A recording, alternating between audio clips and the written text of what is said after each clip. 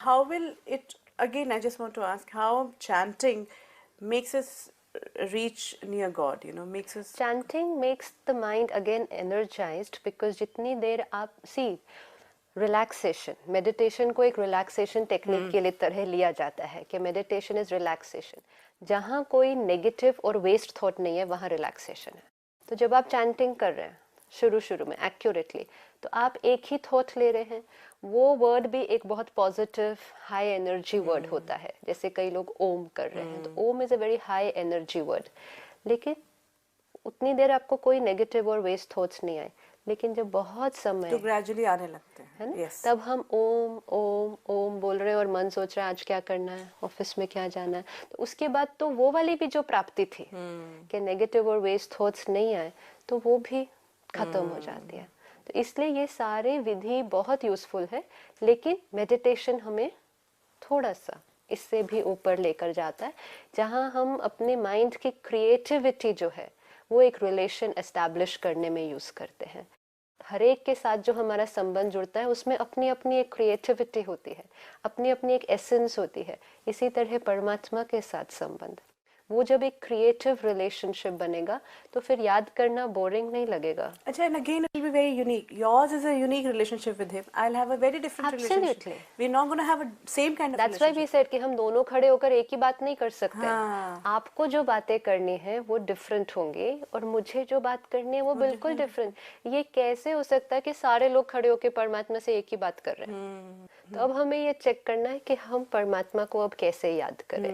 क्या हम अभी तक इसी तरह से याद करना चाहते हैं तो वो भी ठीक है। See again, no wrong anything about it, but this is a personal relationship. तो वो अगर व्यक्तिगत संबंध, एक बहुत निकट का संबंध आप जोड़ना चाहते हैं, तो फिर वो याद पर्सनलाइज्ड होगी, वो रटी रटाई मैकेनिकल वो नहीं होगी।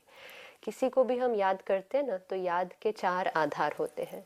एक होता है परिचय के आधार पे याद।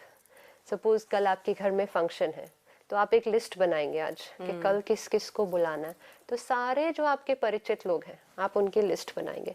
थोड़ी सी मेहनत लगेगी इस याद में, उसको भी नहीं भूलना उसको भी नहीं भूलना, तो लिस्ट बनाते हैं कोई भूल ना जाए। तो ये है परिचय के आधार पर याद, लेकिन थोड़ी मेहनत वाली याद होती है।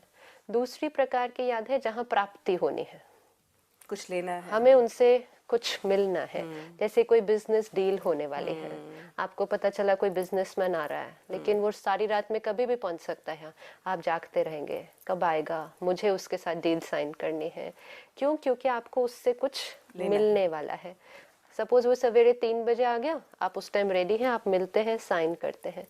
सारी रात आप याद करते हैं जब तक वो चीज आपको मिलती नहीं, लेकिन मिलने के बाद भूल गया कि खत्म हो गई ना, हो गई। हाँ। प्राप्ति करनी थी, प्राप्ति करने तक याद थी, उसके बाद फिनिश्ड हो गया। दूसरा है संबंध के आधार से याद, रिश्ते, कि मेरा कोई रिलेशनशिप है।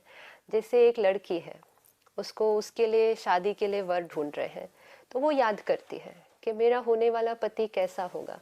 तो it is more N imagination कि वो ऐसा भी हो सकता है वैसा भी हो सकता है, पतला भी मोटा भी, इंजीनियर होगा डॉक्टर होगा, पता नहीं। फिर एक दिन उसका रिश्ता जुड़ जाता है, तो संबंध जुड़ गया।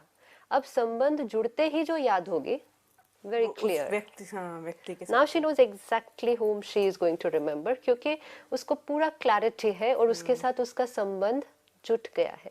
अभी सिर्फ संबंध जुटा है, जैसे जैसे टाइम बीतता जाएगा तो वो संबंध और भी घनिष्ठ होता जाएगा, तो वो याद भी और भी गहरी होती जाएगी, पहचान बढ़ती जाएगी। पहचान वही, तो वो संबंध के आधार पे पहचान एक है। तो पहचान हम बहुत लोगों को पहचानते हैं, लेकिन रिलेशन हर एक के साथ नहीं जुड़ता। एंड चौथी प्रकार की याद है स्नेह के आधार पर याद, जहाँ प्यार है, तो वो वाली याद है। जैसे फॉर एग्जाम्पल एक माँ और बच्चा, बच्चा बहुत दूर है, किसी दूसरी कंट्री में है, लेकिन माँ को उसकी याद कॉन्स्टेंटली आएगी, याद करना नहीं पड़ता। अगर बच्चा फोन करे और उसको आवाज से थोड़ा लगे कि इसकी तबीयत ठीक नहीं है, कहेगा ठीक है, क्योंकि मुझे पता है ठीक नहीं है, और फिर खाना खाएगी तो उसके बारे में सोचेगी, सोएगी तो उसके बारे में सोचेगी कि वो कैसा होगा इस टाइम। तो जहाँ स्नेह है वहाँ याद सताती है। हम याद करना नहीं चाहते लेकिन भूल ही नहीं पाते हैं। मतलब कॉन्स्टेंटली, जिसको बोलते हैं constantly he is on my mind, you know, मेरे को उनके अलावा कुछ और नहीं और कोई सोचना। याद नहीं आता। परिचय वाली याद मेहनत वाली है, प्राप्ति वाली याद जब तक प्राप्ति हुई तब तक, संबंध के आधार पर याद, और फिर स्नेह वाली याद। परमात्मा के साथ कौन सी वाली याद है? स्नेह होनी चाहिए स्नेह वाली, राइट? अभी तक क्या हो रहा था, मेहनत करनी पड़ती थी याद करने में, के क्योंकि परिचय भी पूरा नहीं था। गॉड है, कोई तो है, शक्ति है, क्या है, कौन है पता नहीं, कोई लेकिन ऊपर हम है। अगर अपनी पूरी जिंदगी में देखें तो हर 3 मिनट बाद या हर 4 मिनट बाद हम ओ गॉड कर ओ रहे गॉड, होते हैं, याद दैट्स हम कर बिकॉज रहे क्यों होते हम ओ गॉड करते हैं? सी, क्योंकि कहीं ना कहीं आत्मा में वो रिमेम्बरेंस है कि जब मैं तकलीफ में थी तब वो ही आया था मुझे बचाने के लिए, और जिसने अगर एक बार हमें बचा लिया तो वो तो और चला कहीं ये गया। रियलाइजेशन भी रहा है शायद है कि वही बचाएगा, हाँ, क्योंकि वही वो बचा उसने एक सकता बार है। बचाया था, उसने एक बार बचाया था, उसके साथ मैंने वो परफेक्ट रिलेशनशिप अनुभव किया था, उसने मुझे दुख से छुड़ाकर सुख दिया था, इसलिए मैं जब भी अब दुखी होती हूँ, oh god where are you? You know, lot of people say this, oh God, where are you? You know, as if like they wouldn't even realize what they're saying. It's become part of their system. So, oh God, where are you? तो ये एक है कि परिचय के बिना ही हम याद करने की कोशिश। दूसरा था प्राप्ति वाली याद, मेरा ये काम कर दो। तीसरा संबंध, जैसे जैसे अब संबंध जुड़ता जाएगा तब हमारी याद में वो क्लैरिटी आनी शुरू हो जाएगी, और जब वो संबंध इतना घनिष्ठ हो जाएगा कि वो स्नेह से भर जाएगा तो फिर उसको याद करना नहीं पड़ेगा, रहेगा।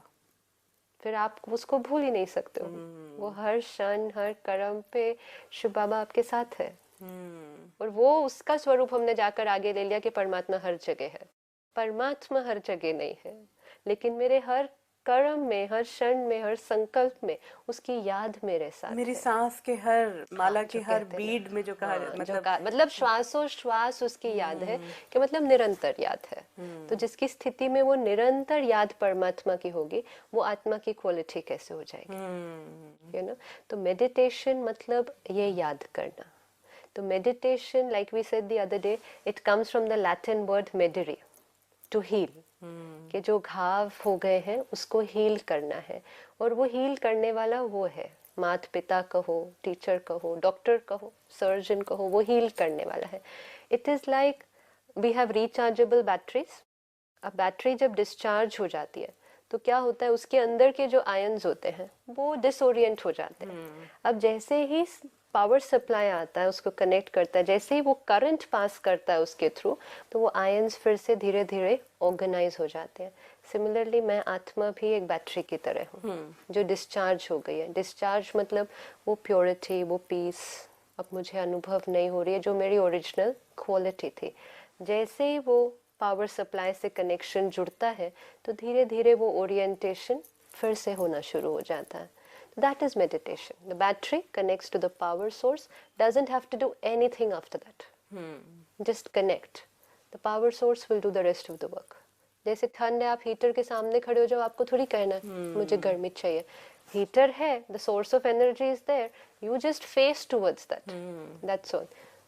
वो ऑटोमेटिकली आपके पास आता जाएगा, लेकिन आवश्यकता है कि हम उसकी तरफ घूम ले। अब वो है और हम उसकी तरफ पीट करके उस तरफ चले और फिर कहे मुझे उसकी एनर्जी नहीं मिल रही है, तो वो तो होने वाला नहीं है। तो that one step we have to do to tune to that frequency. You know, जैसे रेडियो ट्रांसमीटर होता है, वो अपनी वेव्स हर तरफ फैला रहा है, लेकिन जो रिसीवर है उसको फिर उसकी तरफ की फ्रीक्वेंसी को ट्यून करना पड़ता है। अगर हम ही अपनी फ्रीक्वेंसी दुनियावी चीज़ों में सिर्फ ट्यून करके रखेंगे, फिजिकल संबंधों में ट्यून करके रखेंगे, भौतिक जो हमें पदार्थ चाहिए उसके साथ ट्यून करेंगे, तो वो वेव्स तो आ रही हैं लेकिन उसके साथ ट्यूनिंग किया ही नहीं है। जैसे ही कुछ क्षण निकाल के उसकी तरफ ट्यूनिंग किया, it will just flow absolutely. So that is meditation, like catching the frequency by tuning to that frequency. तो वो थोड़ा सा प्रोसेस से गुजरते हैं जिसमें हम वो फ्रीक्वेंसी मैचिंग कर देते हैं उसके साथ, बस then the work I just want continues. to ask you one thing.